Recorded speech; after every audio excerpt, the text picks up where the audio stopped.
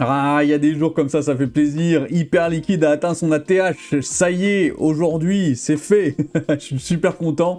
J'avais raison, hein. Merci à tous. Au revoir. Non, je rigole. On va voir un petit peu déjà qui c'est qui achète du Hyperliquid. Mais avant ça, on va voir que Hyperliquid a dépassé Solana en fully diluted valuation. Donc ça fait plaisir. Donc c'est pas encore sur le market cap pur, mais en tout cas en FDV déjà on dépasse Solana. Donc Hyperliquid a dépassé Solana. Je suis super content. Je suis vraiment super content de voir ça. Ça confirme mon intuition, qui n'était pas qu'une intuition, ça se basait sur des faits réels. Et j'espère que certains d'entre vous se sont gavés sur le play d'Hyperliquid. Au moment où j'en ai parlé, hein, je vous rappelle, j'en ai parlé ici à 28$. Et on voit ici la charte voilà, qui atteint les 62$. Alors on va voir un petit peu, en weekly ici ce que ça donne. Ouais, on a dépassé. Là, on est à l'ATH actuellement. Alors va falloir travailler cette zone de l'ATH. Hein. On va pas rester, je pense, autour de l'ATH. Et on va peut-être avoir, tu vois, un petit truc comme ça là. Hop, tac, tac, tac, tac, et puis boum, c'est reparti. Voilà, je dis au pif, je vous mets un truc dans le style, ça ne m'étonnerait pas. En ce moment, Hyperliquid est hype et tout le monde met des billes dessus. Donc, ça veut pas dire que on va pas redescendre un petit peu, tester des plus bas. Mais ça veut pas dire qu'on va pas aller plus haut non plus. Mais à titre perso, j'irai pas acheter une charte aussi verticale. Par contre, ouais, attendre une petite structure, un petit W. Tu vois, un W c'est quoi? C'est quand ça fait ça.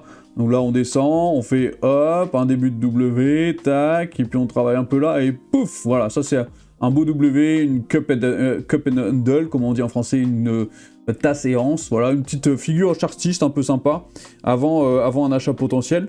Ou alors, ceux qui veulent pas se prendre la tête, un petit DCA, ça suffit aussi, c'est très bien un DCA, on aime bien le DCA ici.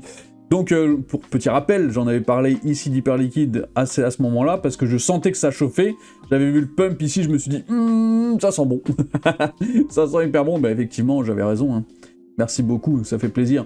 Donc, on voit aussi aujourd'hui que le plus important du pump, c'était notamment via un short squeeze, parce qu'on avait l'oracle.hl, qui est un tweetos qui avait plus de 113 millions de dollars en short sur Hyperliquid.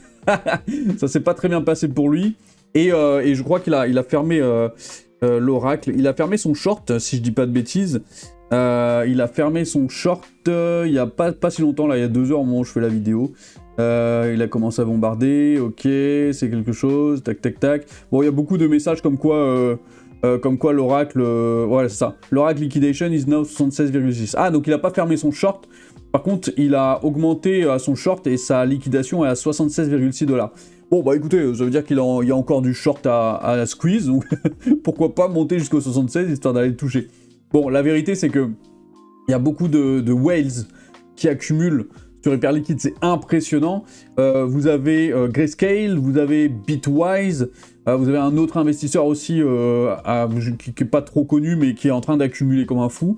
Donc là, vraiment, il se passe quelque chose sur Hyperliquid. Les gens commencent à acheter.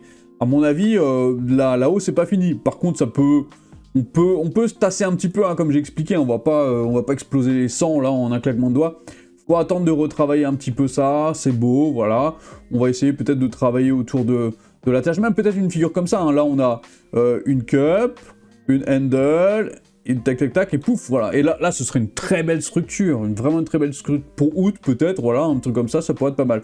Mais ça ne m'étonnerait pas qu'on redescende peut-être au début des 50, peut-être même 45 ici. 45, ça a l'air d'être une zone ici un peu travaillée, voilà, les 48, 45, entre 45 et 50. Pourquoi pas revisiter cette zone, écoutez, moi je dis, ça ne m'étonnerait pas de voir ça en tout cas. Donc voilà pour la vidéo, merci à tous, n'oubliez pas de vous abonner, c'est très important, et allez voir un petit peu les liens en description, vous avez pour les débutants un petit guide gratos sur comment commencer la crypto, où il y a tout, les tutos, les explications, la théorie, il y a tout. Et puis le groupe Telegram, si jamais vous avez des questions à me poser, eh bien n'hésitez pas, merci à tous et à bientôt.